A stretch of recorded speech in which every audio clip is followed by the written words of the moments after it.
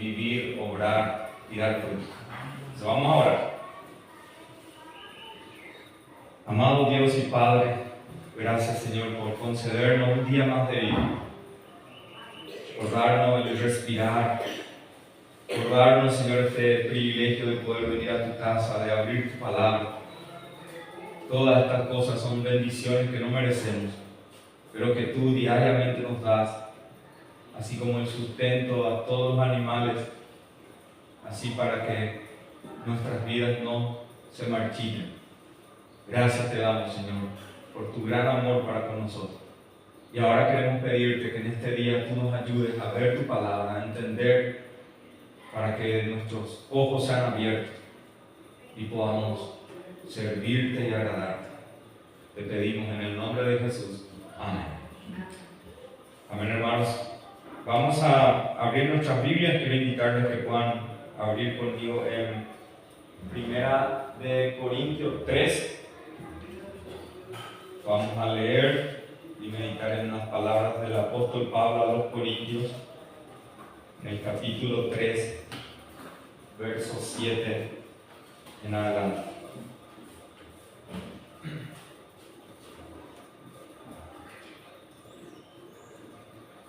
El apóstol Pablo aquí está hablando acerca de la iglesia y dice que es conocido la iglesia de Corinto como una iglesia muy problemática, muy conflictiva, que tenía una variedad de situaciones de pecado que estaban ellos encubriendo, y el apóstol Pablo corrige mucho a la iglesia, pero por sobre todo él dice que tienen que entender a los que son parte de una iglesia local. Y dice en el capítulo 3, versículo 7 en adelante, les leo: así que ni el que planta es algo, ni el que riega, sino Dios que da crecimiento. El que planta y el que riega son una misma cosa, aunque cada uno recibirá su recompensa conforme a su labor, porque nosotros somos colaboradores de Dios y vosotros sois labranza de Dios, edificio de Dios, conforme a la gracia de Dios que ha sido dada. Yo, como sabio arquitecto, puse el fundamento y otro edifica encima, pero cada uno mire cómo sobreedifica, porque nadie puede poner otro fundamento que el que está puesto, el cual es Jesucristo. Aquí Pablo está diciendo a los hermanos de Corintio de que no tiene valor los hombres. Le dice: ni el que planta, ni el que riega tiene algún valor dentro de la iglesia. El lugar de ellos son colaboradores. El que hace la obra es Dios. El que abre los ojos, el que cambia los corazones, el que limpia de los pecados, solamente es Dios. Entonces, todos los hombres tienen que entender de que no tienen un lugar elevado dentro de la iglesia. Por más de que alguno se quiera autoexaltar, mostrar a sí mismo, según la palabra del Señor, el hombre tiene un lugar muy diferente a lo que muchas veces piensa. No tiene nada de eso. Así que ni el que planta es algo, ni el que riega es algo. Nosotros los hombres muchas veces tenemos un valor por nosotros mismos: ser fulano, yo tengo este apellido, yo hice tal cosa, y queremos adelantar nuestras obras o ponernos propaganda a nosotros mismos. Pero según la palabra del Señor, el hombre en sí mismo no tiene nada de qué gloriarse, y más todavía en las cosas del Señor, más todavía en la iglesia. ¿Por qué? Porque simplemente es como un colaborador de Dios. Eso es lo que dice en el versículo 9. Porque nosotros somos colaboradores de Dios. Es decir, Dios es el que hace la obra, pero usa instrumentos, usa elementos, como en este caso le plació usar a hombres, como está diciendo por el apóstol Pablo. Y su voluntad es que dentro de la iglesia haya un solo fundamento, y ese es Cristo, dice. No hay otro fundamento, no hay otra base, no hay otra piedra por la cual nosotros podemos crecer, sino que es el único y sólido fundamento del Señor Jesucristo. Eso es tan importante, no solamente para iniciar una iglesia, sino que a lo largo del tiempo no olvidarnos de que no es que eso para empezar se necesita. Dice claramente el apóstol, porque nadie puede poner otro fundamento que el que está puesto, el cual es Jesucristo. Él es la piedra angular, lo que sostiene a todas las otras cosas. Por eso es que el lugar central dentro de la iglesia lo tiene en la cabeza, que es el único Salvador, el Señor Jesucristo. Lo que está exhortando aquí el apóstol es: mire quién sobreedifica. Nosotros vemos en las palabras de Pedro, el apóstol Pedro en su carta dice que nosotros somos linaje escogido, pueblo adquirido por Dios, pero recibimos un llamado de edificado como casa espiritual. Pero acá está diciendo Pablo, pero mire cómo sobreedifica. O sea, no es cualquier forma que podemos hacer. Muchas veces uno hace una casa y tiene que respetar los deseos del dueño. Le pasa el modelo, le pasa la forma como quiere, y es el arquitecto el que empieza a diseñar todo. En este caso, lo que está diciendo Pablo es que ya Dios puso cómo se tiene que hacer.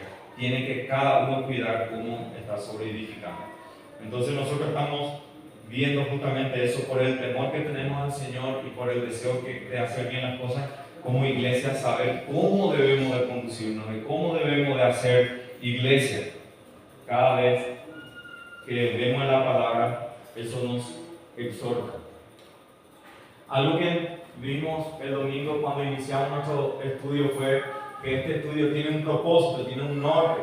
Queremos irnos a un lugar. ¿Y cuál es ese lugar? De crecer en la comprensión de qué es una vida de la iglesia. Es decir, cómo se tiene que gobernar. Y por otro lado, aplicar mejor como iglesia local. Uno es entender y otro es aplicar. No podemos nosotros aplicar cosas que no conocemos. Por eso inicia con conocer, inicia con saber, con tener entendimiento.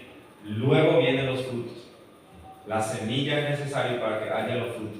En esa misma lógica necesitamos nosotros escudriñar la Escritura, saber qué es lo que Dios quiere, de qué forma tiene que ser gobernado. Entonces, dijimos, 12 domingos, serían 3 meses, cada trimestral vamos a ir haciendo los estudios. Y hemos iniciado el domingo con los fundamentos generales del estudio, porque es importante. Hoy vamos a hacer el estudio 2 y después vamos a ir entrando ya poco a poco a lo que es concretamente el estudio. Entonces hoy lo que vamos a es meditar un poquito de que estas cosas son importantes, de por qué es que tenemos que nosotros detenernos a estudiar sobre gobierno, siendo que hay tantas cosas que podemos nosotros sentarnos a estudiar o invertir tiempo. Y una de esas es, puede ser estudiar crianza, estudiar cómo debemos de ser como esposos, como padres. Todas esas cosas son parte de las cosas que tenemos que estudiar, pero hay cosas bien importantes que en nuestro estado actual tenemos que estudiar. Una es el gobierno, cómo hay que gobernarse. Pero antes de avanzar, quiero hacerles una pregunta para probar qué tal estamos, qué entendemos antes de avanzar sobre qué es gobierno. ¿Qué significa? La ICE tiene una forma de gobierno, tiene un sistema. ¿Qué sería? Con sus palabras, ¿cómo conozcan?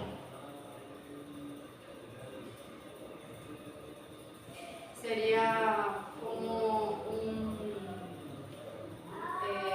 juego de normas, o sea, normas implementadas para poder llevar el curso de una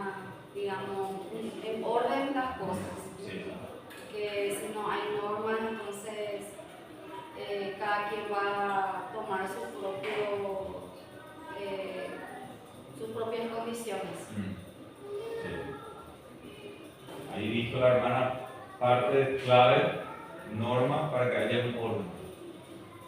Uno trae el otro. El orden no se da por así. Tiene que haber ciertas cosas que ayudan para que haya ese orden. Entonces, eso básicamente es. Y todo tiene una forma de gobierno. Ahora, el sistema o forma de gobierno de tu país o de un lugar importa. Nosotros estamos viendo que es importante o no es importante. Sí, es importante. Sí, es importante. ¿Por qué? ¿Qué da? Dijimos. O da orden. Ayuda para que eso haga. Entonces podemos decir de que el sistema de gobierno importa enormemente. La forma en que un país es gobernado afecta directamente a la vida de sus ciudadanos, sus libertades, su bienestar, su desarrollo, sus derechos, la estructura del poder, las instituciones y los procesos democráticos o no democráticos influyen en la distribución de la riqueza, la justicia social, la estabilidad política, la participación ciudadana, todas esas cosas. O sea, finalmente nos tiene que interesar, no es que, no, yo en política no, en tema de gobierno no le doy importancia, no le doy interés. Cuando nosotros nos estamos viendo así, que es importante porque vemos que supuestamente no nos afecta, pero sí nos afecta, porque nosotros somos los que vamos a ser gobernados. Entonces, o se nos limita nuestro derecho, o se nos impone cosas. Por eso es que tenemos que poner en estudio cómo somos gobernados.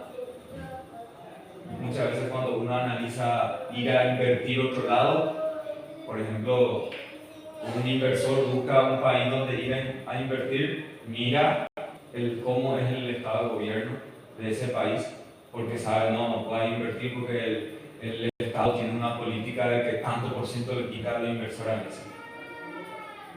Va a ser un riesgo o no va a convenir, muchas cosas puede decir de esa forma. Por eso, que sí, eso importa. ¿Por qué? Porque afecta a los que van a formar parte, o los que son de ese lugar. Por eso vemos otra vez de que el estudio de eso nos ayuda a nosotros también a ver de qué lugar estamos. Y nosotros podemos citar las diferentes maneras como un país puede tener un gobierno. Y una de ellas puede ser por medio de parlamento, por medio de presidentes. Hay el sistema teocrático, está la democracia, está la forma republicana, está la monarquía. Es decir, hay una diversidad de formas de gobierno. Hay algunos que tienen monarcas, que tienen reyes en su nación. Hay algunos que tienen primer ministros. Y hay algunos que tienen presidentes, como en el caso nuestro. Y entonces, toda esa variedad de formas de gobierno afecta la forma como vive esa nación o ese pueblo. Si nosotros vemos, hay países socialistas que tienen una forma de gobierno que es dictatorial, donde uno tiene toda la máxima autoridad, que él es el que decide todo, que él es el que toma la decisión, y no tiene participación ninguna los que son parte del pueblo. El sistema de gobierno de los primeros, los guaraníes, era por ejemplo que uno tomaba toda la decisión, por eso tenía que haber un cacique, tiene que haber uno, y le respetan y lo que dice él se hace. Entonces ahí no tenía nada de participación, todos los que estaban ahí sino que se sometían. Entonces, de acuerdo a eso se iba viendo de que no, eso es injusto, porque el hombre puede errar, él no puede sumar toda la máxima autoridad. Por eso también la monarquía en el tiempo de los romanos mucho también no funcionó porque tocó emperadores que eran muy buenos, pero emperadores muy ambiciosos que querían conquistar toda la región, como Julio César.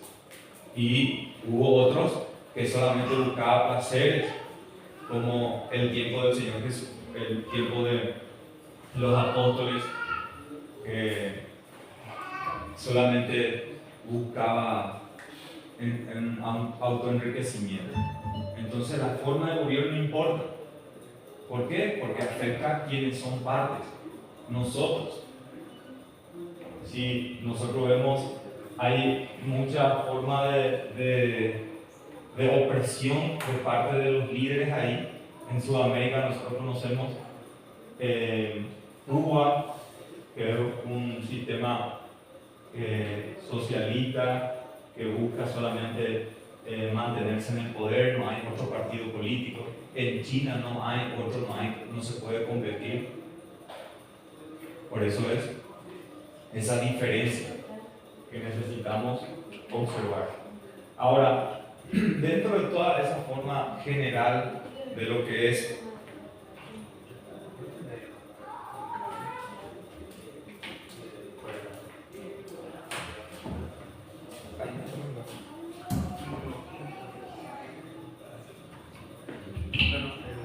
se va a traer la tele. en ese en el bolsillo. Entonces, viendo un poquito de la manera general cómo nuestro país se maneja, porque el gobierno, la forma, el hombre mismo estableció. ¿Por qué? Porque era imposible que uno viva por su propia cabeza. Necesitamos someter o tener a alguien que nos guíe. Y todo pueblo, todo tiene su ciudad, intendente, todo eso. Entonces, eso nos lleva un poco a ver de lo que es el gobierno dentro de la iglesia, cómo tiene que ser. Hay algunos que entienden de que no se tiene que separar lo que es el Estado de la iglesia. Se tiene que someter, tiene que en todo hacer como le dice el Estado. Hay muchas naciones que siguen así. Pero nosotros, justamente eso es lo que deseamos entender, cómo tiene que ser gobernado dentro del interior de la iglesia. Por eso vamos a ver algunos principios claves para ir viendo. Te invito a que vamos a ir en Efesios. Si tienen alguna consulta, algún comentario, no duden en compartir. Efesios, ¿alguien tiene Efesios 1?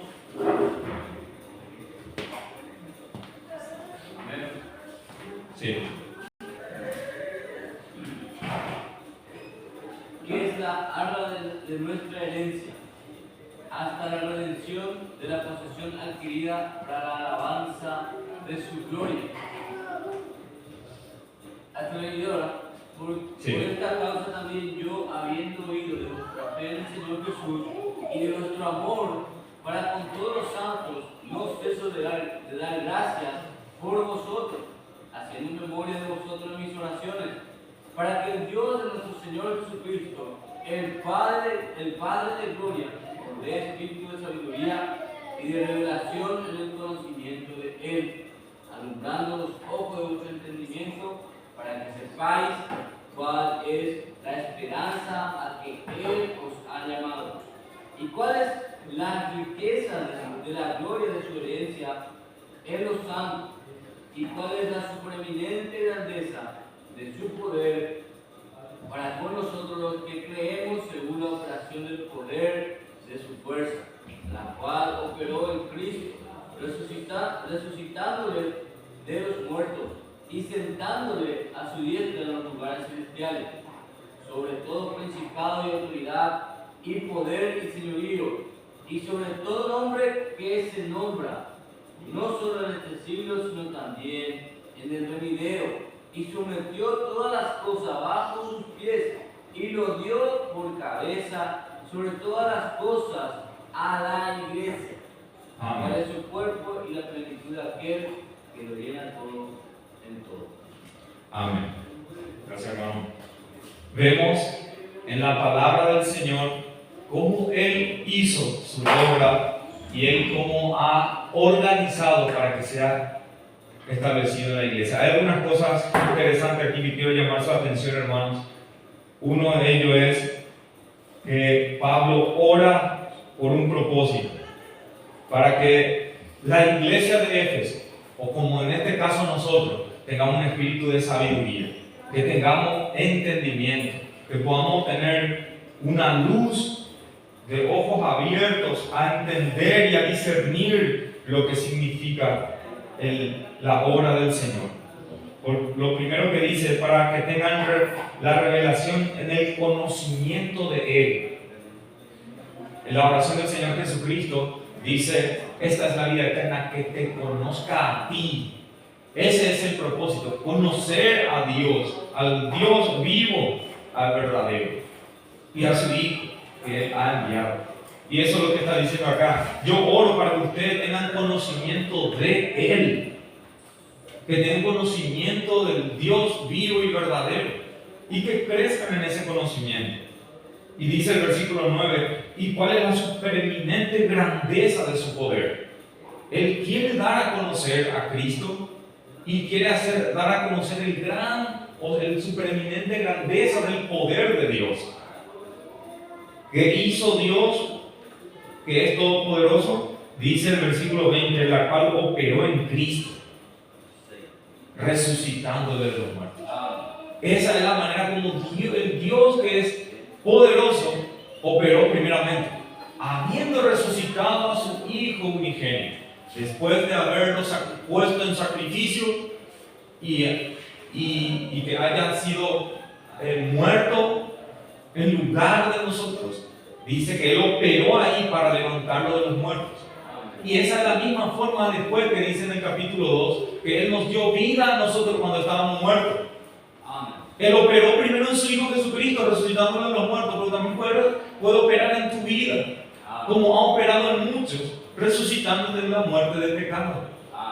Por eso es que Él dice: yo oro para que ustedes crezcan en conocimiento de Él, porque Él es poderoso. Él es poderoso para hacer la obra de salvación a través de su Hijo Jesucristo y aplicar la obra de salvación.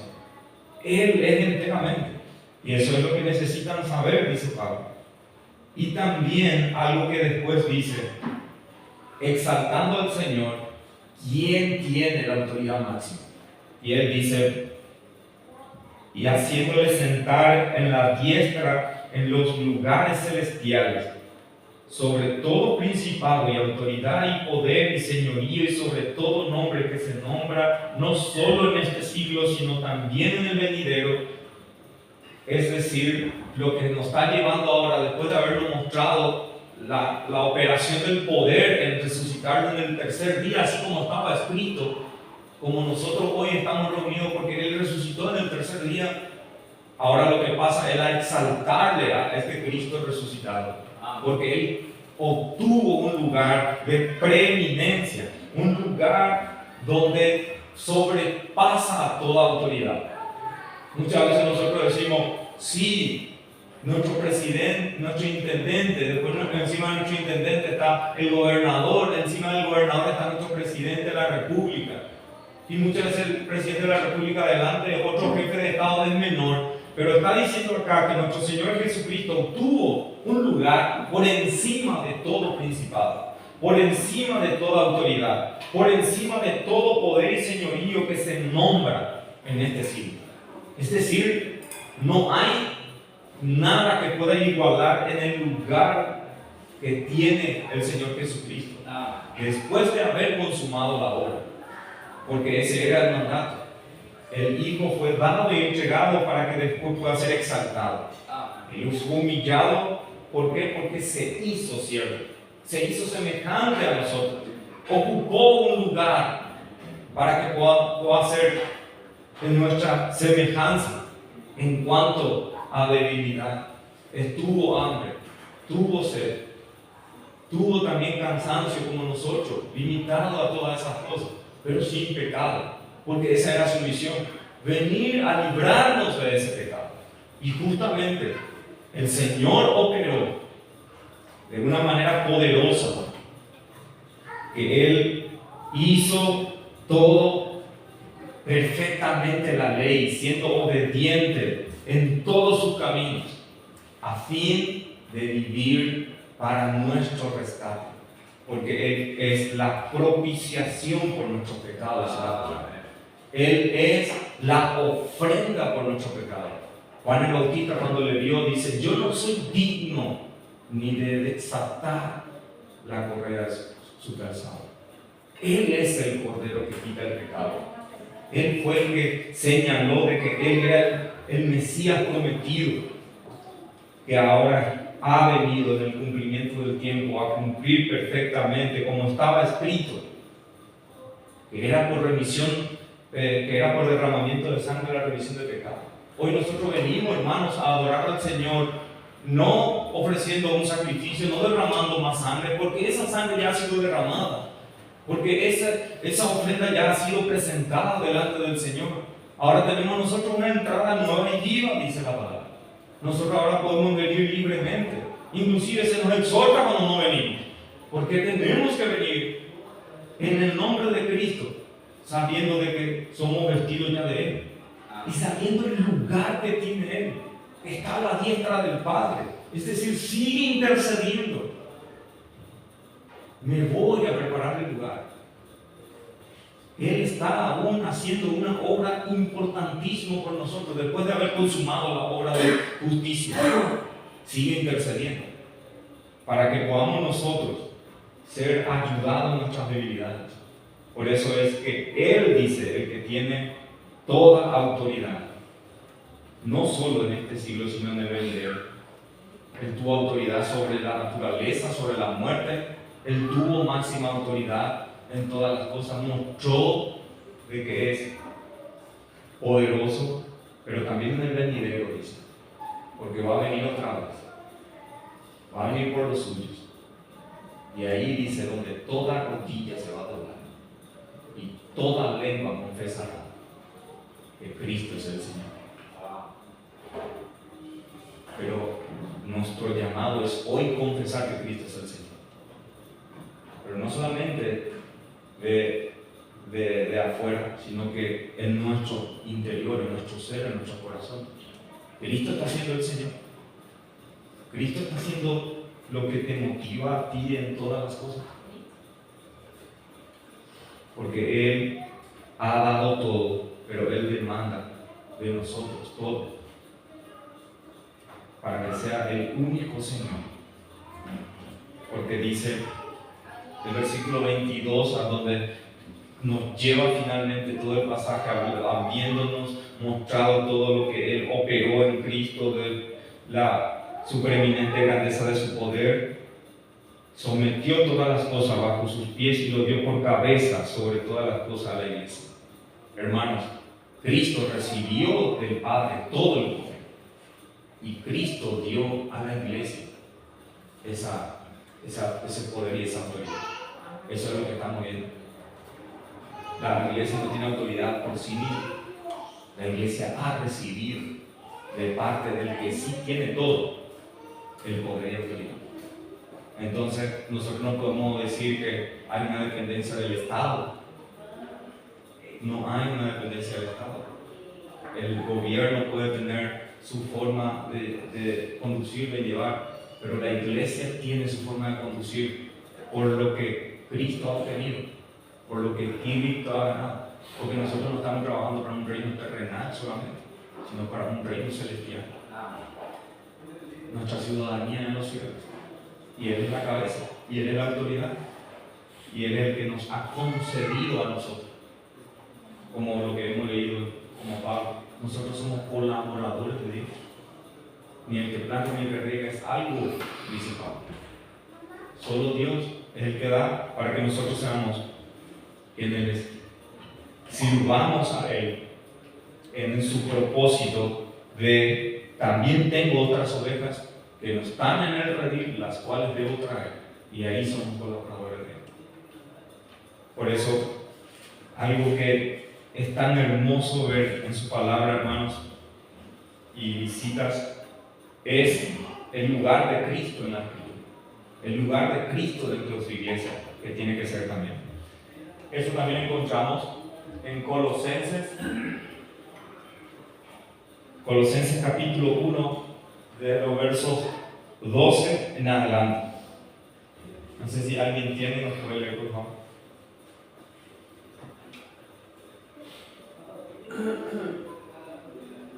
Colosenses 1, 12 al 18. Sí. Dando gracias al Padre que nos ha capacitado para compartir la herencia de los santos en la luz, porque Él nos libró del dominio de las tinieblas y nos trasladó al reino de su Hijo amado, en quien tenemos redención, el perdón de los pecados. Él es la imagen del Dios invisible, el primogénito de toda creación, porque en Él fueron creadas todas las cosas, tanto en los cielos como en la tierra, visibles e invisibles, ya sean tronos o dominios, o poderes o autoridades. Todo ha sido creado por medio de Él y para Él, y Él es antes de todas las cosas, y en Él todas las cosas permanecen. Él es también la cabeza del cuerpo, que es la iglesia. Él es el principio, el primogénito de entre los muertos, a fin de que Él tenga en todo la primacía. Amén. Qué tremendo, hermanos, la manera como viene a describir todo lo que es el Señor Jesucristo. Es decir, aquel que nos ha a nosotros rescatado, tiene un lugar exaltado hasta lo sumo, ¿no es cierto? Y así tiene que ser en nuestra vida personal y dentro de la iglesia. El único exaltado, bendecido, adorado, tiene que ser nuestro bendito Señor Jesucristo. Por todo lo que Él es ahora, según su palabra, de que Él ahora está por encima de todo lo que pueda ser nombrado. El reino de la creación, el reino de la salvación de su iglesia, Él está por encima. Pero vemos acá de que solamente aquellos que están en su cuerpo, solamente aquellos que están parte de sí mismo, que puede tener a Él como Señor y lo puede hacer, a exaltarle de esta forma. Porque todos aquellos que permanezcan fuera de Él, ni le estiman, ni le aprecian. Y como dice el himno, la cruz no nos da ninguna atracción. No nos da ninguna atracción. Al no saber el valor de Cristo y el valor de ese sacrificio, de esa sangre carmesí que estaba siendo derramada en el Gólgota. Sí, hermano. De hecho, ¿cómo compara el Señor que aquel, el tesoro escondido es un misterio que está ahí, pero es revelado a aquellos que el Señor le place revelar?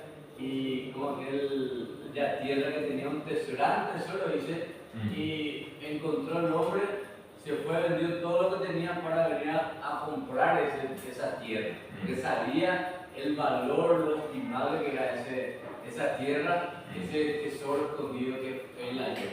Y así el Señor, cuando rescata al hombre, le muestra su necesidad y empieza a ver lo valioso que es Cristo, lo valioso que es la cruz, lo maravilloso que es Él para una persona que es tocado por el Evangelio. Porque si no es, solamente es religiosidad.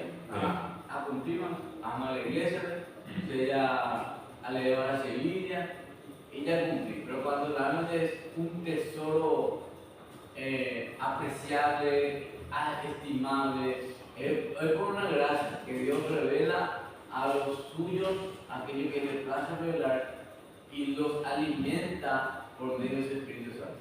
Amén. Amén. Gloria al Señor por eso. Solamente Él es el que nos hace ver. Justamente estaba meditando en Filipenses y Pablo, estando en la cárcel, escribió Filipenses y una de las cosas que repite es no tiene motivo para ustedes estar entristecidos, sino que tienen muchísimo motivo para para estar gozosos. O sea, que si uno entiende verdaderamente la gracia, tiene que tener una actitud de gozo. Y si uno entiende verdaderamente la gracia, tiene que tener una actitud humilde. Y tiene que tener una actitud en paz. Porque todas esas cosas nos da la gracia. Y una de las cosas que Pablo que enfatiza es que no puede haber una presencia de entristecimiento. Si yo miro que la pared en una parte no está abierta y no puedo salir y mi cadena, claro que me va a entristecer. Pero él no contemplaba esa calaboza. Él contemplaba la faz de Cristo permanentemente. Y eso es lo que él puso y dijo: para mí el vivir es Cristo. Para mí el vivir es Cristo.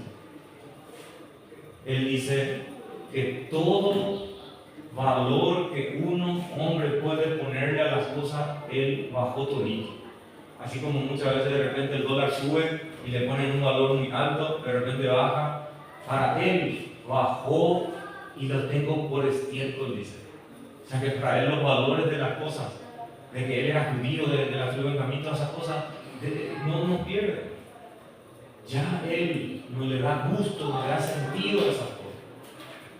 Porque dice, en comparación de el extraordinario valor de Cristo. Y él lo que busca es que Cristo sea magnificado en mí, que crezca en mí. Y eso es lo que nosotros necesitamos. Al estudiar nosotros de gobierno, nosotros vamos a ver de que Cristo es el que está en el centro, de que Él es el que puede todo y que hace todo. Pero nosotros necesitamos ver de qué forma Él quiere que su iglesia sea hermoseada.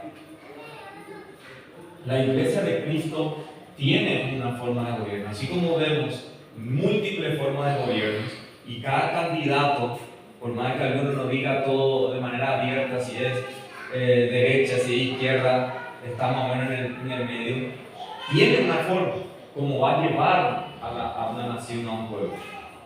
Cristo no deja eso libre, Él ya tiene. ¿Por qué? Porque Dios, como revela en su palabra, en 1 Corintios 14,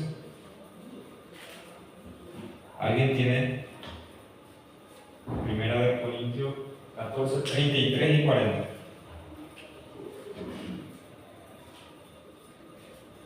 Pues Dios no es sentido de confusión, sino de paz, como en todas las iglesias de los santos. Vuestras mujeres callen en las congregaciones, porque no les es No, permitido. 33 y 40. Pero hágase todo decentemente y con orden. Amén. ¿Cómo es Dios? Dice. Acá dice de orden. Y eso nosotros no solamente es lo que está diciendo acá el pasaje. Nosotros miramos el Génesis y dice desordenada y vacía. Y cuando Él empieza a ponerse en acción, dice: he aquí todas las cosas tan hermosas. Él es un Dios de orden. Pone las cosas de manera tan perfecta, como muchas veces algunos se destacan en el orden y la limpieza, que hace tan bien. Y eso es parte de mostrar de que Él es formado a la imagen de Dios. Y cuando está un hombre desordenado, es también lo contrario. En su iglesia Él dice: hágase todo decentemente y con orden. Y para que haya orden tiene que haber reglas, como dijo la hermana Sara. Y por eso nosotros estamos estudiando eso. Edificar la casa espiritual como iglesia implica aplicar el gobierno establecido por Cristo, con sus libertades y sus límites, con sus derechos y obligaciones, con sus privilegios y compromisos, balanceadamente según el mandato del Señor. Es decir, eso es lo que el Señor ha establecido. Si Él dijo que se tiene que dar libertad a algunas cosas, se tiene que dar libertad. Y si se dice que se tiene que estas cosas limitar, hay que limitar. Porque no va a bendecir el Señor un gobierno o una forma de conducir que no, pero en nuestro contexto, nosotros con nuestro continente, todas esas esa configuración, edición, acomodación y todo eso, lo que va a traer solamente es de que en la casa de Dios no se hace conforme Él no. Y nosotros debemos de poder conocer estas cosas. Veamos lo que dice el apóstol Pablo nuevamente a los tesalonicenses. Tesalonicenses 5, si tienen 8 al 13.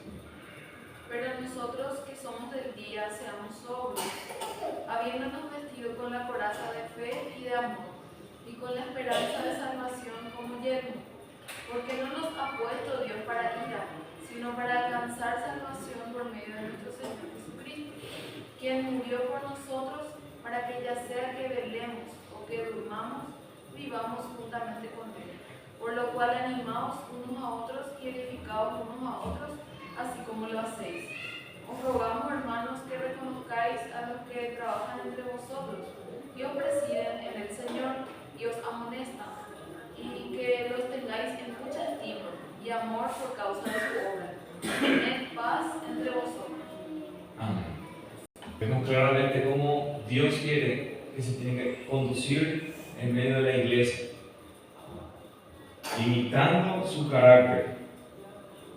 Dios ha puesto para cada uno de nosotros que somos miembros, no para generar ira, sino que alcanzar salvaciones. Y también lo que viene de eso, que es la exaltación del Señor, quien fue el que hizo la obra, quien es el que tiene que llevar todos los méritos, que nuestras vidas en sí se centren en eso. Entonces, nosotros tenemos medios por los cuales estamos unidos con una coyuntura que es el vínculo perfecto del amor de Cristo. Pero asimismo pone también que de parte del deber de la iglesia es reconocer a aquellos hombres que el Señor ha puesto para esa guía y esa dirección. Y dice que le estime con amor por causa de su obra, por causa de ese trabajo que es el justamente hacer que la voluntad del Señor se cumpla dentro de su casa y tener paz entre todos. Ese es el fruto de entender por qué forma se tiene que llevar adelante las decisiones, el orden dentro de su iglesia. Entonces, hermanos, vemos todas estas cosas, cuán importante es no solamente conocer, sino también aplicar. Eso es justamente parte de nuestros deseos. Una iglesia reformada debe seguir reformándose a la luz de la palabra de Dios.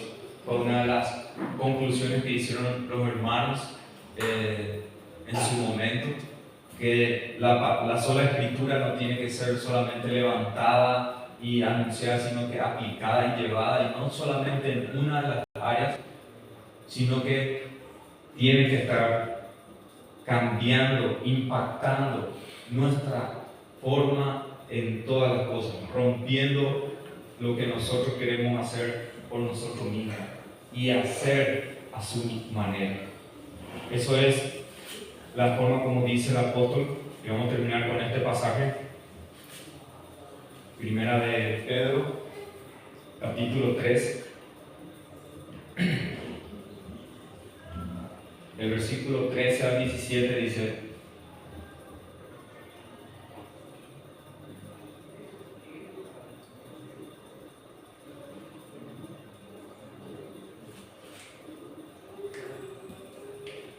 no, 1 Pedro 1:13. 1 Pedro 1:13 dice: por tanto, ceñidos los lomos de vuestro entendimiento. Esto es una de las armaduras de Efesios 6. Como dice, aprieten su cintura con el cinto de la verdad. Eso es lo que está diciendo aquí. Por eso, ceñidos los lomos de vuestro entendimiento, es decir, de acuerdo a la verdad. Sed sobrios y esperad por completo en la gracia que os traerá cuando Jesucristo sea manifestado. Hasta ese tiempo es la perseverancia. Antes no hay descanso. como hijos obedientes, no os conforméis a los deseos que antes teníais estando en vuestra ignorancia, sino como aquel que os llamó es santo, sed santos vosotros en toda vuestra manera de vivir. Porque está escrito, sed santos porque yo soy santo. Y si invocáis por Padre a aquel que sin acepción de personas juzga según la obra de cada uno, conducíos con temor todo el tiempo de vuestra peregrinación. Hay dos cosas aquí.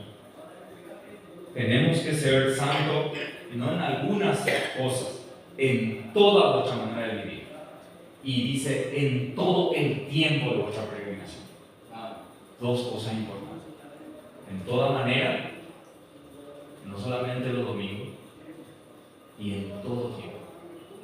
Esto es una exhortación que la Escritura nos tiene que transformar a la faz de Cristo, a la imagen de Cristo. Y así también dentro de su iglesia. Amén. Amén, hermanos. No sé si hay alguna pregunta, comentarios finales para poder cerrar.